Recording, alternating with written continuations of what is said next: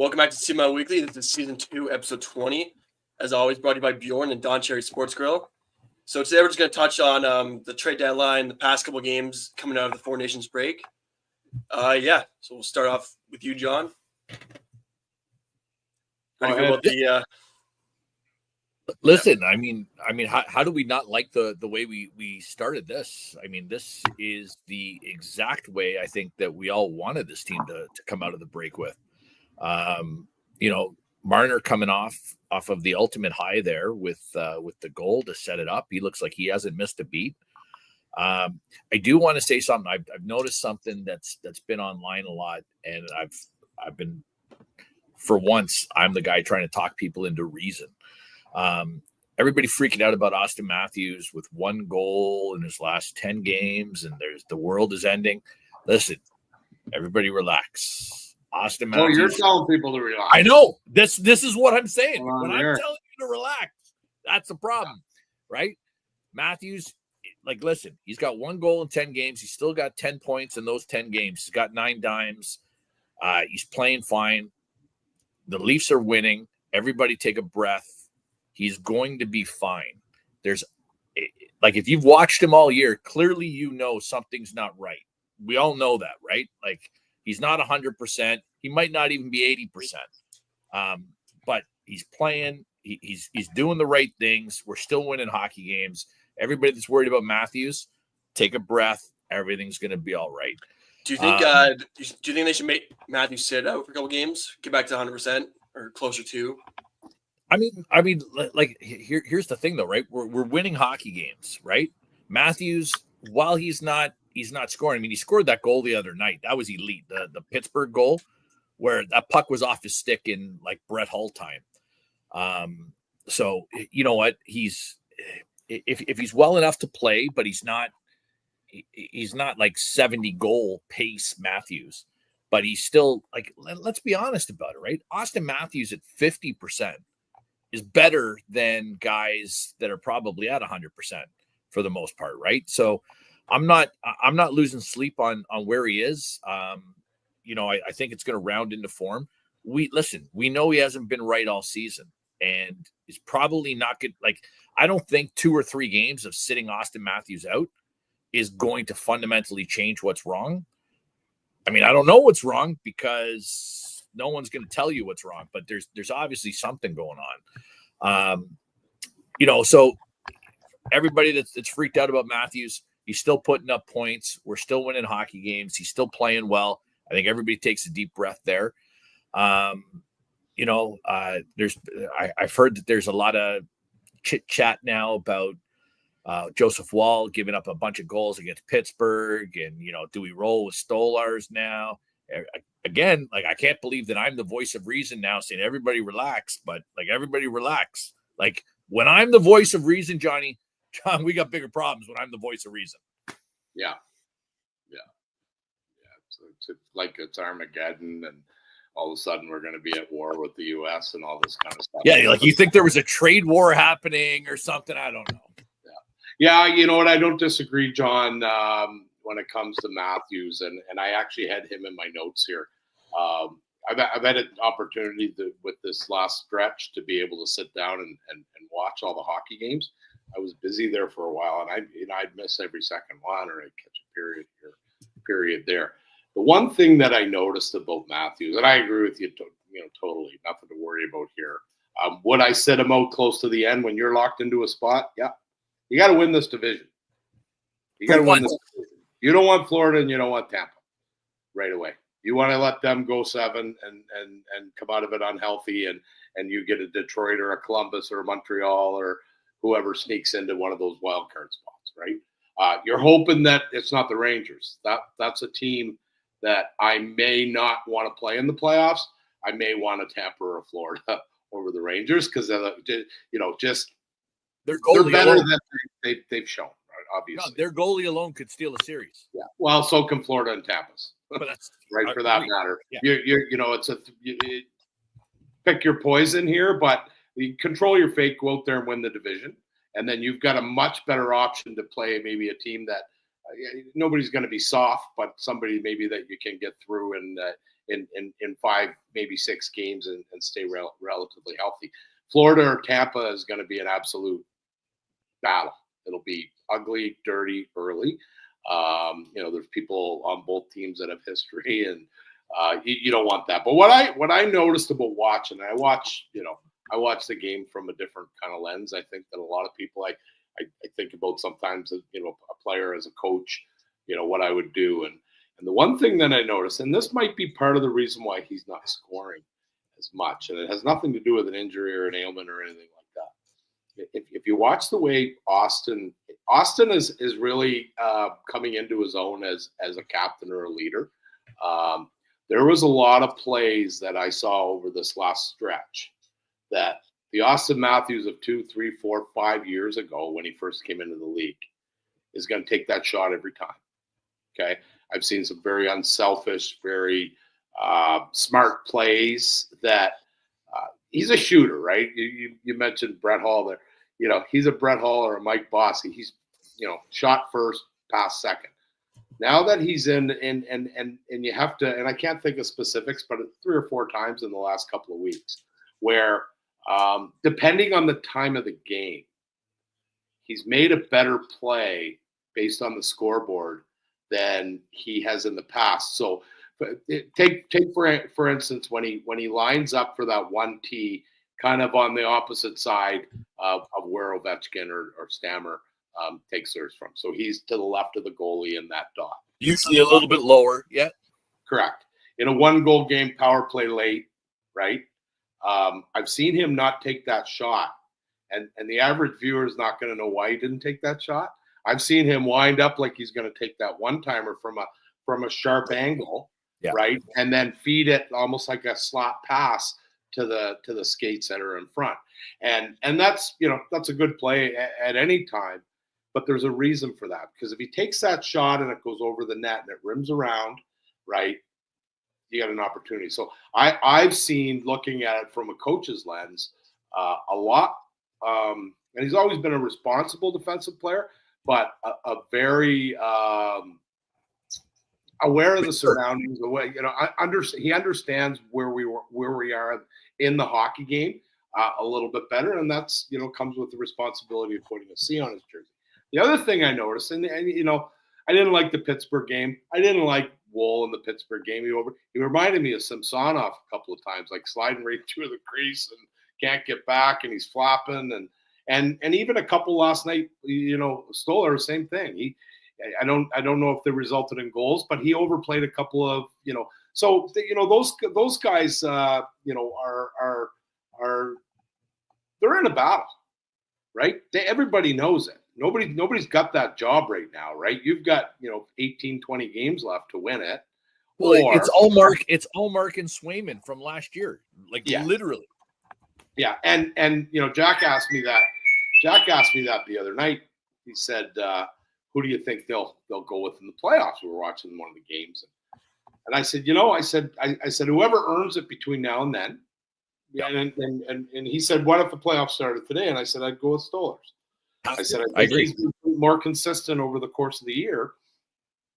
Having said that, if he goes and lays an egg in game 1, I'm going right to there's no riding your guy here, right? If you want to stay in the net, you win, period, right? Or you play unbelievable and you lose 2-1, right? Yeah. Then you're going to. It's Grant Fuhr and Andy Moog, right?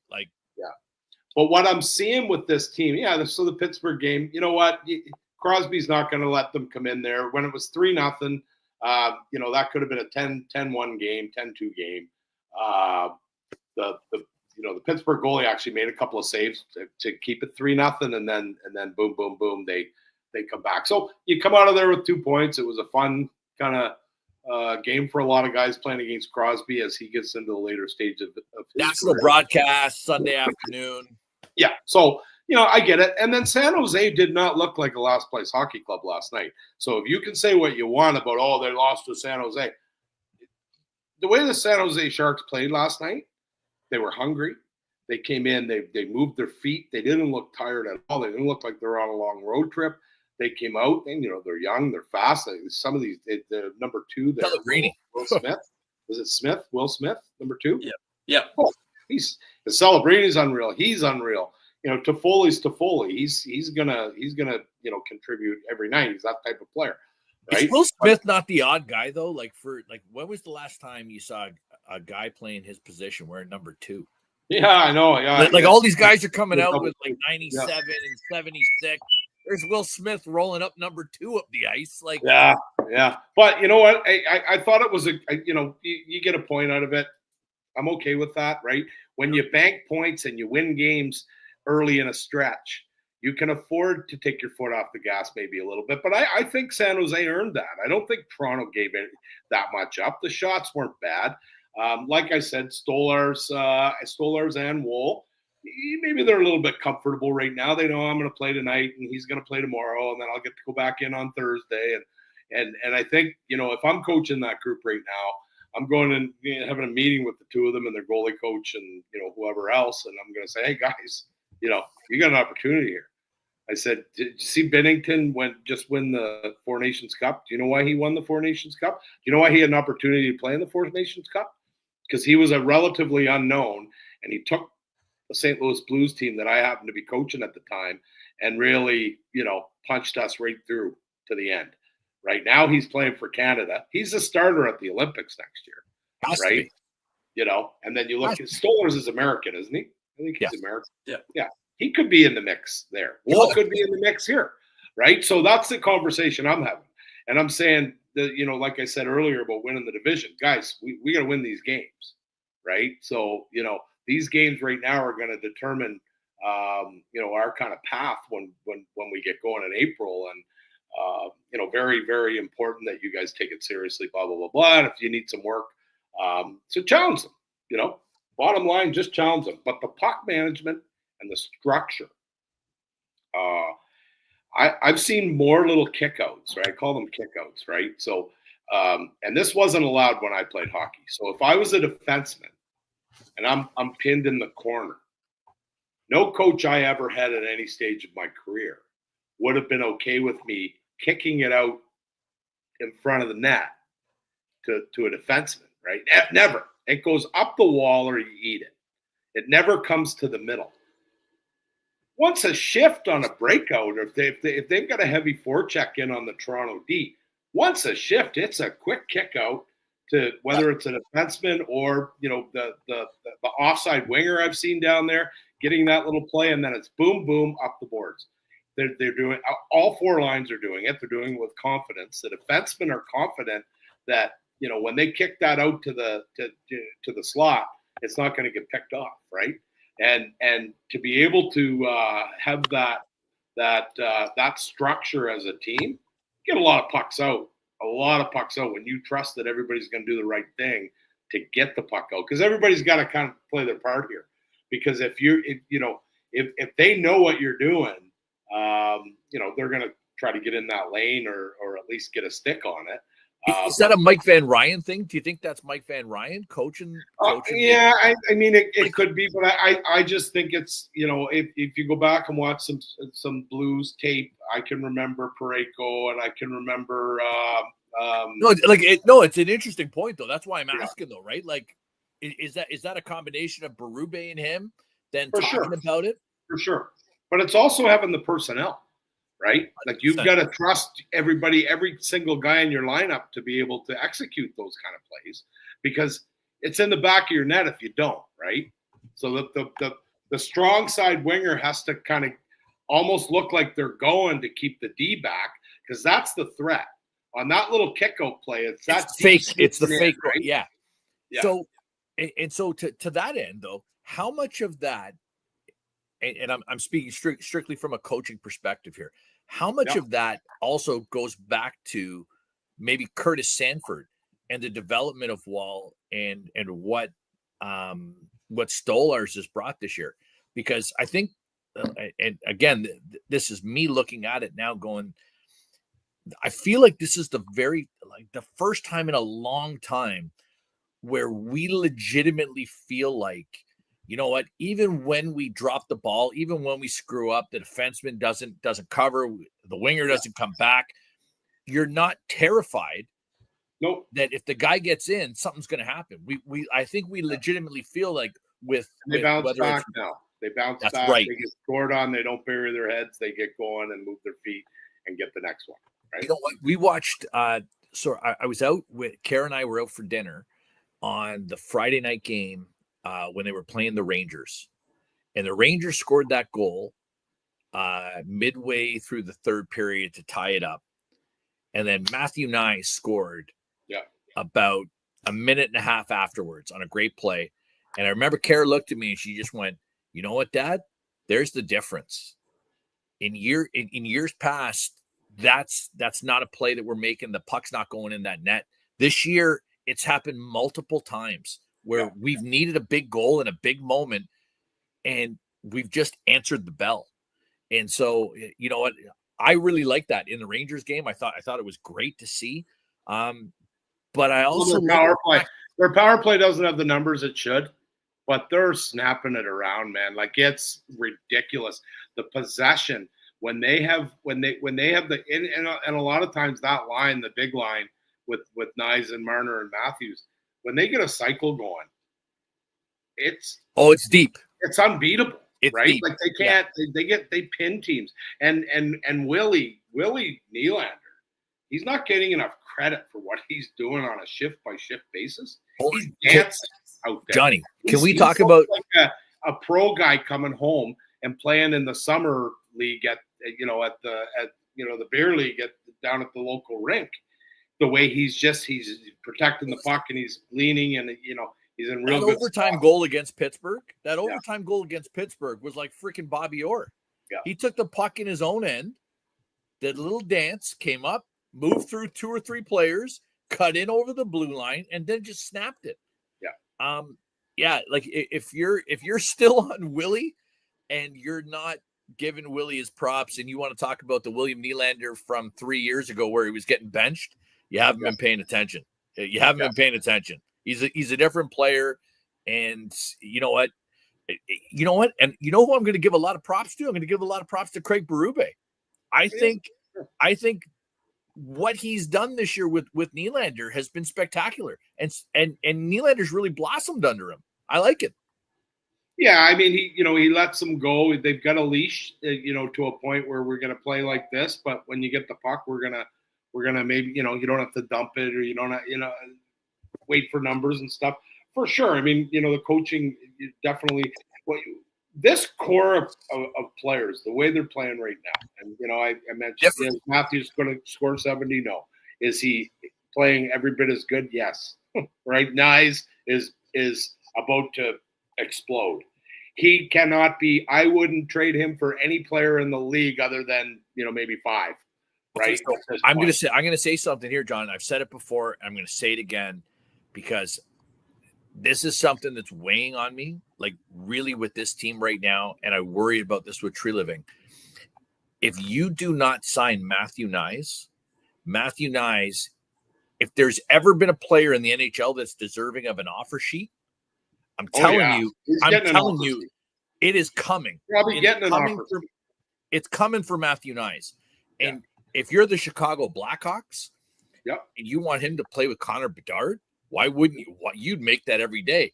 And but you know what? If they sign him to the money that they're going to need, that Toronto doesn't match, Toronto's going to get 5 first rounders. So you got to make that. You know what I mean? Like, you can't. If Matthew Nyes doesn't deserve Mitch Marner money yet, right? You don't misunderstand the point, though. But Chicago could give him it. Chicago could give him stupid money. San Jose could give him stupid money. Playing with Celebrini. Do you know what he would do? Watch Utah. I mean, Utah too. And listen, he's not a Canadian kid. He's got no affinity outside of the fact that he's playing for the Leafs, that he's with the Leafs. I'm just saying, if the issue is, like, if we're sitting here today and we're going, you know what, do we bring in Braden Shen at a third line and eat that salary, but then we can't pay Matthew Nyes? I'm saying, you know what? You don't bring in Braden Shen.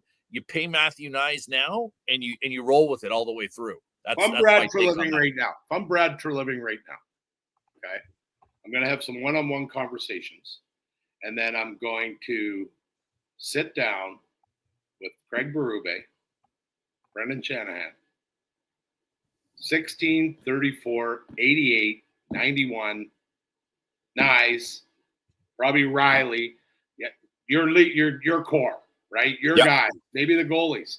I don't know. And I'm going to sit down and say, look, we're going to have individual conversations with any of you that are looking to, explore free agency, that kind of stuff, depending on your contract situation. But we wanted to get this group together because we have a group right here that can be the Chicago Blackhawks of the 2010s or the New York Islanders of the late 70s. You could be literally with that group and the right tweaks. The way Nyes is emerging, Marner, look at the year. Bobby McMatthews. Yeah, I'm just telling you. And I would tell them, say, hey, you know what? I would rather not go crazy here at the deadline. Make sure I got money for you guys. We'll make a couple of tweaks. But do you guys look around the room here? Look at the level of hockey players that we have together today, right? How do you want us to go into this deadline? If they go, hey, you know what? As long as nobody comes off the roster, if you can bring in, that kind of thing. But it's more of a way to kind of and then pick up the phone and call Darren Ferris and say, what do I need to do to get Marner done for 8, right? And we want it done. And we're going to keep Nyes. We're not doing anything stupid. We like this group. We'll tweak around it. We'll bring in some young guys, but we're that's how I would approach this right now. That scares the hell out of me that Marner goes to free agency. They need to know. They need to know because if he's going, wild card. It is a wild card, man. Yeah, I would lean towards at this point moving him and trying to bring in a player like a Rantanen if he's available or somebody like that you can at least have a shot at moving forward with. There's going to be nothing worse if Marner is the best player in the Stanley Cup playoffs and he comes out of it and says, I want 18 or 16 or whatever the highest you can ask for. Okay, so but don't we then though have to so listen, I'm going to sound like a broken record, but I feel like this decision was made a year and a half ago when the no trade clause kicked in, right? Once you decided that you were all in on Marner and you were going to allow that no trade to kick in, that said, your intention is to sign him. Right. That's what that said. Now, the flip side to the equation is, if you're Mitch, what do you really want? Like that's really I think what the issue is here, right? Nobody knows what Mitch really wants. Well, I think they do. Well, but hold on, because here's the thing: if the answer is I want to get the most money, you won't be here, right? That's the reality. If money is the determining factor. And again, I'm going to say this not as a pro athlete. I'm going to say this as a guy who goes to work every day. If you're going to tell me that functionally as an adult male, you need to have 103 million because 88 million just wasn't good enough. No, I can't get there. No, but I'm just at saying, the end of the day, but I get both sides because but listen, John, this is because I think this is a very important point that I think gets lost when we start talking about stupid money and about athletes and what athletes want and what athletes have to have. The average person who's saving up to go to 2 games a year or 1 game a year, I don't want to hear that Mitch Marner or anybody for that matter can't quite get there for $88 million. I don't want to hear it, man. I'm sorry. Yeah, but it's a pissing match between them too. But John, again, it is. Not all of them, not the Crosbys and some of these guys, but for this newer generation, it's it's a pissing message. You never heard Gordie Howe or Bobby Hall or Wayne Gretzky or Guy Lafleur, talk about, I made $4 million lifetime career. Now you just have to punch a guy's name in, and I'll tell you how much he's made, and it's about that now, and it's this is what I'm saying though. But this is what I'm saying though, with guys of that ilk. Okay, if I don't want to hear, as a fan of this team, as a guy who's grown up with this team, who goes to work every day, I don't want to hear that, you know what, we just couldn't make it work. I love Toronto. I love the fans. I love everything, but I just couldn't play here for 88 It's going to be million. tough on Mitch to do that. That's where I think Toronto has a little bit of a bigger stick. That's all I'm saying, John. Last week, if they go public and say, we just offered Mitch Marner the exact contract Auston Matthews signed, and he turned it down, it's going to be a problem for Mitch Marner and his camp. So they don't. But that's the stick Toronto has. But Mitch Marner has a stick. You know what? I don't need to sign right now. I'm going to see what's available in the. And if that's the case, and listen, I'm not kidding if the answer is no, but listen, if the answer is, if I'm Mitch Marner and the answer is, I am going to leave Toronto, but I'm going to go to Colorado, or I'm going to go to another Stanley Cup, like a legitimate Stanley Cup contender where I get more money, man, I can get there. But if you tell me that you're going to go play in Utah, right, and take an extra $2 million a season, so you make over the course of 8 years an extra $10 million. Listen, what you're going to make in Toronto in endorsements is going to cover that. Well, and I think he knows that. I think there might be a little bit a bigger panic point now if people legitimately thought Mitch Marner is going to walk in July, there'd be pressure on Treliving both ways. Keep him, use him as your own rental, or move him and get as much assets as you can right now, because if he walks, you get nothing. But then, you're a Stanley Cup contender too. So what are you going to be able to replace him with? It's one of those things. And guess what? If he wins a cup, that could help or it could hurt, right? It could be like, I want to win more. I'm going to sign here at a reasonable number. Or, hey, I got one. Now, listen, I'm telling you right now, for the rest of my career. If the Leafs win the cup with Mitch Marner on this team and Mitch Marner wants to leave, I guarantee you there is not one Toronto Maple Leafs fan that will give a shit. No, for sure, if they've won, right? But nobody cares. If we win, it's all bets are off. Don't rule out San Jose. Okay, so I'll tell you why. I'll tell you why, because his connection with Jumbo and Patty Marleau. Yeah, they don't. Okay, those two are very active in that organization. The two young guys are living with each of them.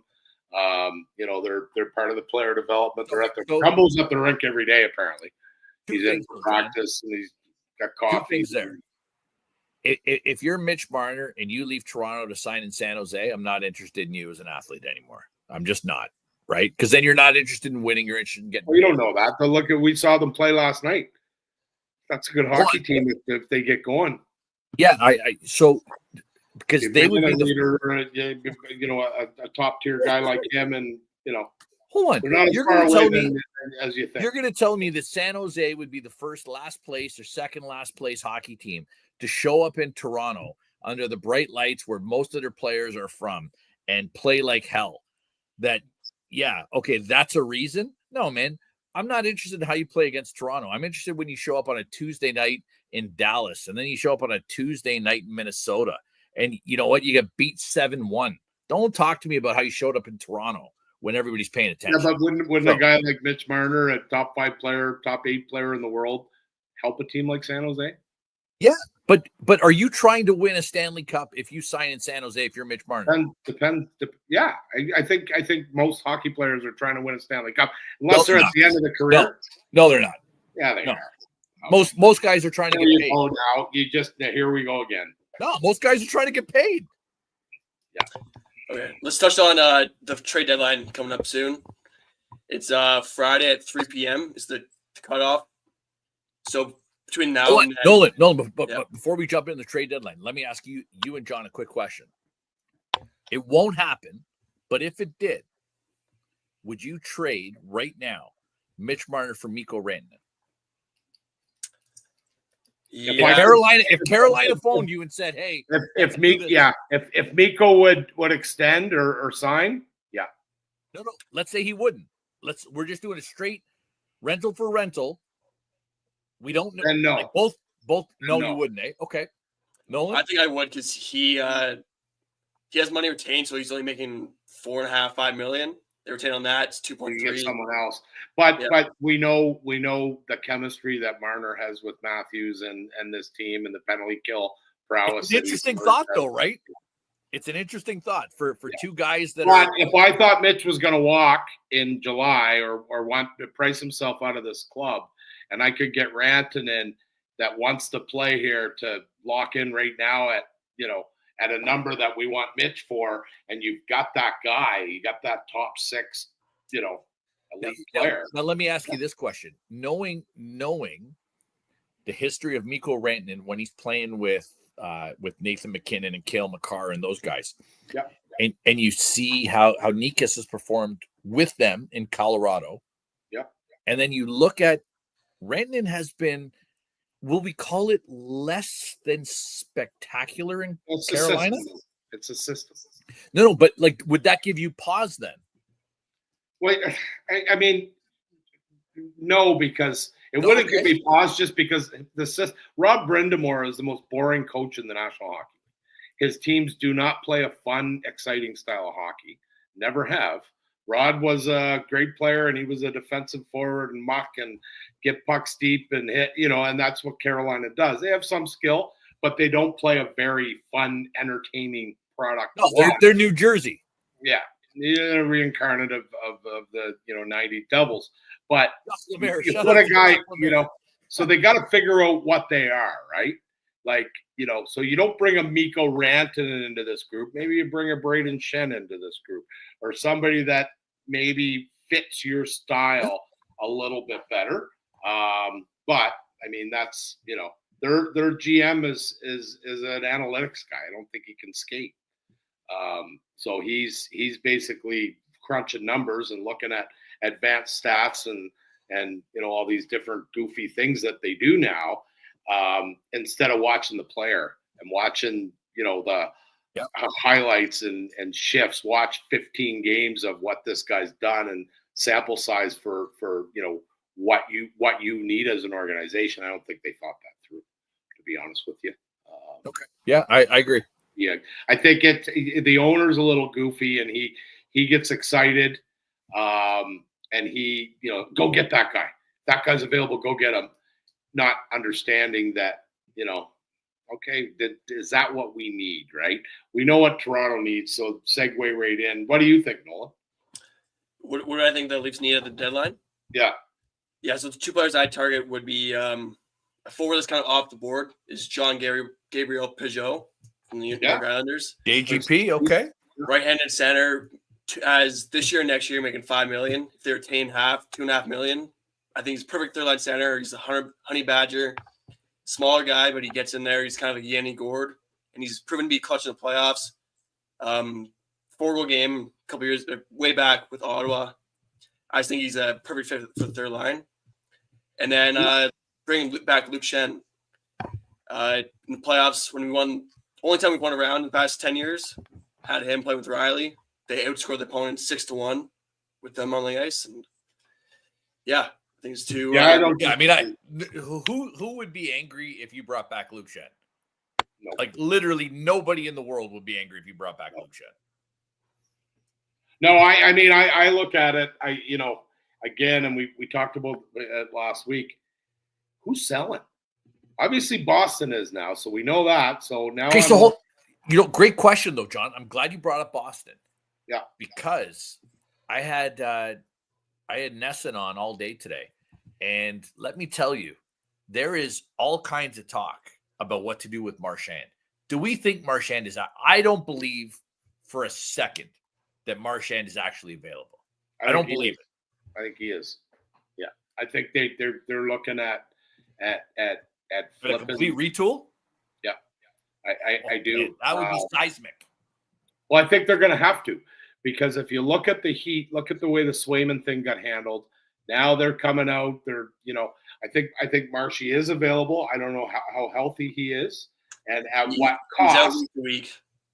Week to week, yeah. So at what cost? You got to get a pretty good medical update to know. It'll drive the cost of a Brad Marchand down based on the unknowns. But the guy that I would look at on that team is Zadorov.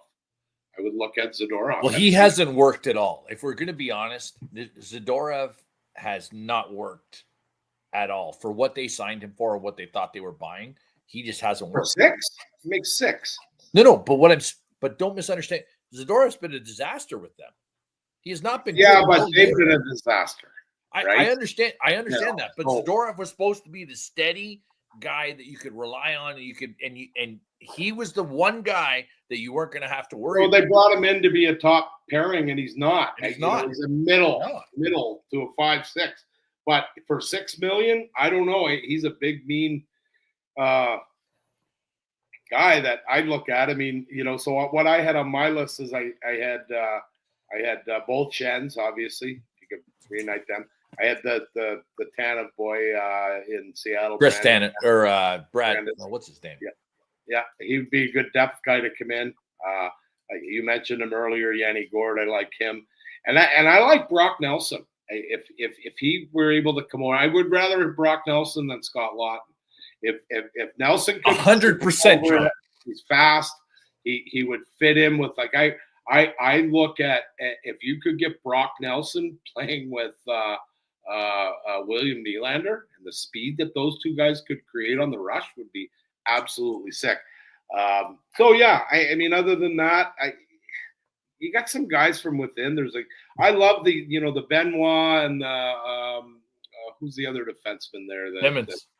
No, the other one, Benoit, Timmins, and Myers. Tyler Myers. I love what all three of those guys have brought to the table. Because they go out there and they play. They're playing more important minutes than they ever played under Keith. They're in situations that they've never been in before, and they're doing well. They're standing up for their teammates. They're playing physical. They're getting pucks out.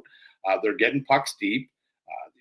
I really, really am pleased with that. And guess what? All three of those guys probably know.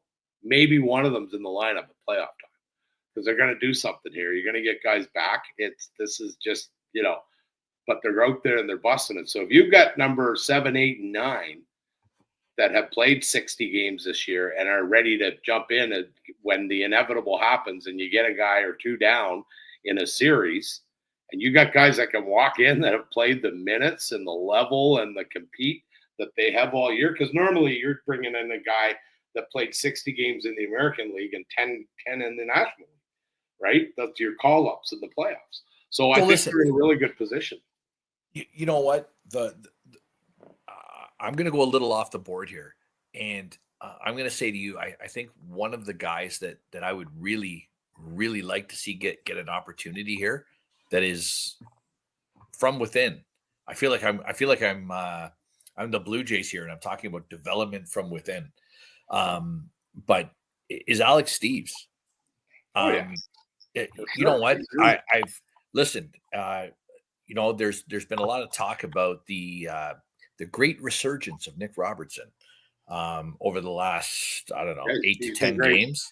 Been great, right? And so, listen, nobody's going to knock Nick Robertson's shot. Nick Robertson's got an elite NHL shot, but Alex Steves, I think, could be a guy that this could be the coming out party for him, right? 30 goals in the AHL, and he's come up. He's looked okay when he's played. He's not been, doesn't look out of place. Yeah, playing good, that, obviously. Yeah, you know what I mean. So, I like that. One name that I've always been a fan of is the Ferrero kid, Ray Ferrero's kid. Did he play yesterday? Is he in San Jose? Yeah. Yeah, and He fought last night. no, there's nothing I don't like about that kid, and I feel like in Toronto he would be excellent. I do. Yeah. I've always even from his draft year, I kind of thought like, man, if we could trade up, he comes from good stock. Ray Ferraro was like, if you don't know who Ray Ferraro was outside of him being an analysis or an analyst on hockey games, Ray Ferraro, Hartford, and like he was a great player back in the day. Played hard. No, great player. So if it was me, it was funny. I said to Johnny before you got on, Nolan, tonight, we were talking. I said, I'm going to make my annual push for Ilya Lyubushkin to rejoin the Leafs. But, he's in Dallas, and I can't see Dallas letting him go with everything Dallas has got on. He replaced Hakanpää. I 100%, right? And like now there's a great question, right? Like, is there any reason to believe that we think Yanni Hakanpää is going to be able to show up by playoff time and contribute to the team? Yeah, I do. Yeah. Because that does, if we do feel that way, that does change how we approach. Yeah, you gotta figure out the number that you're comfortable going in with, right? Yeah. Is your top end good? Is your top four that are going to play the minutes every night for every second night for 2 months? Is that what you think is good enough? And if you do, great. So now you've got to go, okay, we've got the three that I mentioned before, and you got Hakanpää. So if those are your 6 through 10 in your depth chart, now what you need to bring in is a 4 or 5. You need to bring in somebody that can jump into the top 4 if need be, but is going to play effective minutes at the 5-6 hole. And you need Zach Bogosian. They're a lot cheaper than Luke Schenn's, and Luke Schenn really is that player, right? Luke Schenn will be a 4, 5, 6, right? If you're a Stanley Cup contending hockey club, Luke Schenn's not in your top 4. No, right? He's going to play good penalty kill minutes. He's going to be a utility, and he's going to hit the shit out of everything. Yeah, can he play on the top pairing? Yeah, but can he play if he had to minutes a night? No, right? No, that's not going to happen. That's not the player that you want. If now you got to go and look and pay more for somebody that's going to play 23, 24 minutes. Okay, so here's a reasonable question, and this was hot. In one of the Leaf group chats I was in today, this was really hot. Would you, if the Philadelphia Flyers said to you right now, tonight, Scott Laughton, but I want Fraser Minton in return, would you make the trade? Oh. I know, right? If it's me, I'm not going to lie to you. If it's me, I'm not making the trade. Yeah, I may. I'd have to talk to. I mean, where's Fraser Minton going to be in 3 years? That's what I would ask myself as an organization. Okay, is Fraser Minton going to be a top 6 National Hockey League player in our organization in 3 years? Nope. Okay, so are we going to lose Fraser Minton anyway because maybe somebody will overvalue him because where he went in the draft and his potential, blah, blah, blah, blah. Or are we going to have him buried in the minors like Nick Robertson for 4 or 5 years, right? If that's the case, yeah, I move him, right? Because you get, all these guys coming up, the Easton Cowans and the Danfords, and, you got a couple of the Euro guys that are coming over. You got to have spots for these guys. You want to keep the core together. That's great. I want that. But you got to have spots for these guys to come in. And when you have too many, so Laughton can play.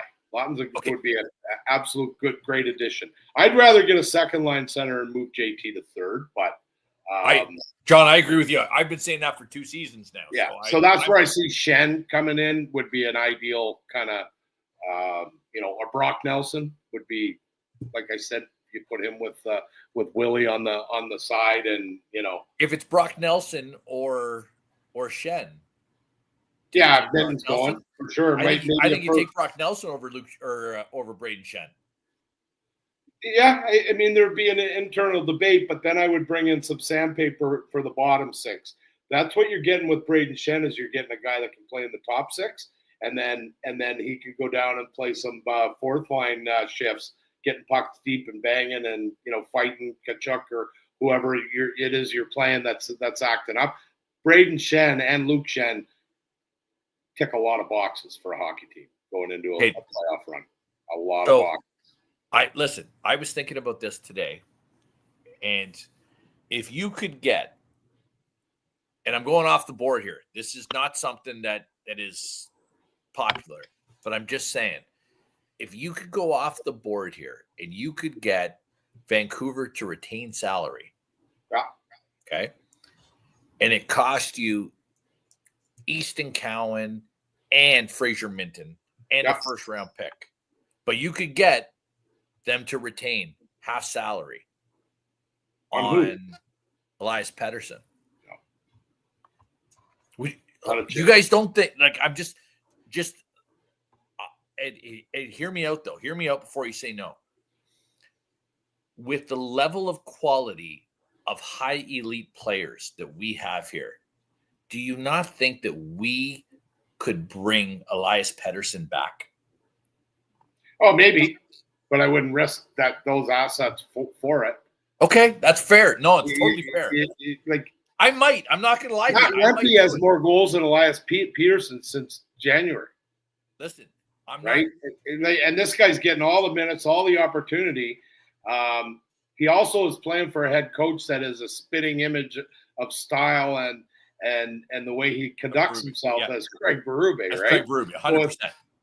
So if Talk can't get him going in Vancouver, and they're moving superstars out because he can't get along with them, and I'm leaning towards JT Miller being the problem there, but Elias Pettersson had better figure out how to play hockey here in the next little while. Listen, or he'll be back in the Swedish league in a couple years.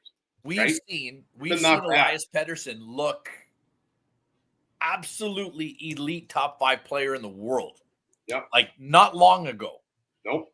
And so all I'm saying is I watched Sidney Crosby play and I'm not saying Elias Pettersson, Sidney Crosby, but I watched Sidney Crosby, who's on a fringe team who probably is not going to make the playoffs, look like he was a gladiator when he played with elite talent. And I'm just saying, we've got elite talent here. And I wonder if the change of scenery that you would see with somebody like Pettersson, if that would then motivate him to jump back to what we traditionally would expect from Elias Pettersson. Yeah. I mean, maybe if you lose Marner and something could, happen in the offseason or next year, would I look? But you wouldn't do it now. That's the point I'm making. You wouldn't do it now. Not a chance would I bring that guy into this group.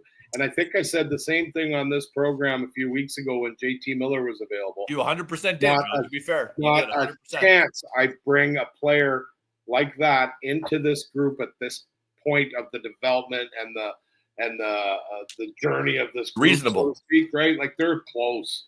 They're close, right? They've been close for years. But something feels, So I'm looking at culture. I'm looking at, if I'm bringing in a player right now, I'm calling his junior coach. I'm calling his American Hockey League coach.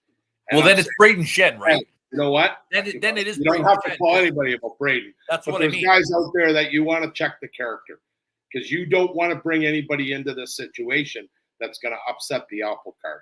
Because I'm not even convinced you need to. Okay, this is a team, and I think Winnipeg Jets would be in the same boat. So. And sometimes that gives your players, especially the depth guys, right? Think about the Yarn Crocs, 5 through 9 defensemen and the 10 through 15 forward in your organization. If you go out and you stand pat or maybe make a subtle little tweak, right? It gives everybody in your organization a little bit of a boost. That's like, hey, you know what? The last 5 years, they're set. They're giving up first rounders and they're bringing in O'Reilly and they're bringing in Foligno and, the list goes on and on and on, and it hasn't worked, right? You took a really good team in the regular season. You add these pieces in key parts of the lineup, and that kind of bumps everybody back. There's a little bit of we talked about pissing matches earlier with the salaries. It's the same thing, right? They trade for a guy that comes in and I'm a team guy. I'm happy that he's come to us, and I know he's a good player and he's going to help us win. But now I'm playing with two guys that aren't as good as the two guys I was playing with last week, and it's tough to manage that. So, if they didn't do anything this year, this might be one year where I'd kind of go, I get it. You got a Steves, right? Are you going to go and pay a first rounder and a for what you would somebody that might not even be as good as what Steves can give you, right? Give these young guys some opportunity and see how it goes. Will they do that? Probably not. Would I do that? Probably not. I'd be looking for obviously you want to increase your chances and get more guys. But okay, it's going to be an interesting week. It's going to be fun. Here's another question that I have for you both. Yeah, and then we got to wrap it up here, man. It's like 4:00 in the morning here. I'm on the East Coast. Nolan. Yeah. Toppy Niemela. Hot topic of conversation. First round pick from a couple years ago. Is he Rasmus Sandin? Is he Timothy Liljegren? Or is he somebody that's going to contribute? And if so, do you move him? When do you? What do we do with him? I think you try to move him. He's not really going to get an opportunity. He's not as high pedigree as Liljegren or Sandin were, like high-end picks. I don't think he's going to get an opportunity under Berube. He's a small European defender. Like he's not. I don't know. I think if he's going to leave back to Sweden anyways, you might as well try to include him in a package at the deadline to get something for him. But yeah, he's having a bit of a rough year in the A. So we got Vegas. Is it Vegas, Denver, and Utah this week? There was 4 this week. No, 3 I saw. 3? Wednesday, Saturday, Monday, or Tuesday, I think. Okay. And I think, is it Vegas? Vegas is definitely this week. So what are the predictions? I missed by a point. Toronto had won in that shootout. I had all 8. Yeah. You had 7, didn't you? Or 6? No, I took 6. I took 6 because I thought we were going to lose to the Rangers. So 6 points available. Last words here. Nolan, you go up. You go. I'm going to go 4. Johnny. I'm going to say we're going to take a step back this week. I'm going to take 2. Okay. I'm going to go 5. Okay. 5. I think. And so if we're going to pick one player who's going to be on the Leafs Saturday night that's not right now, who's it going to be? Nolan. Luke Shen.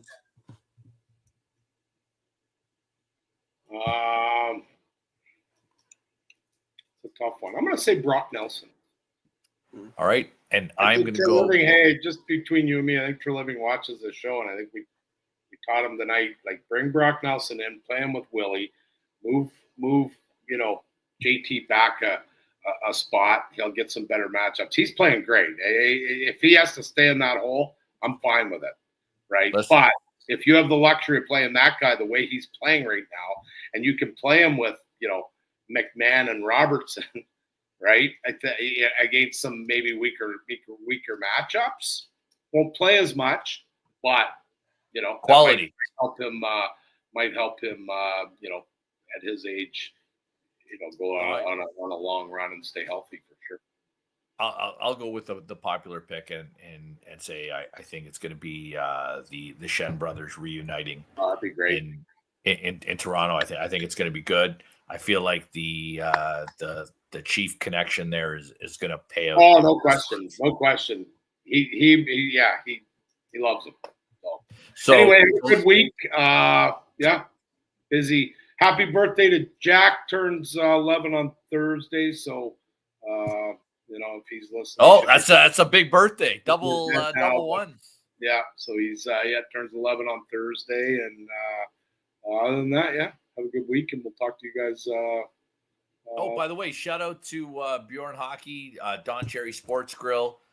Thank you for always checking us out, and go Leafs go. Yeah.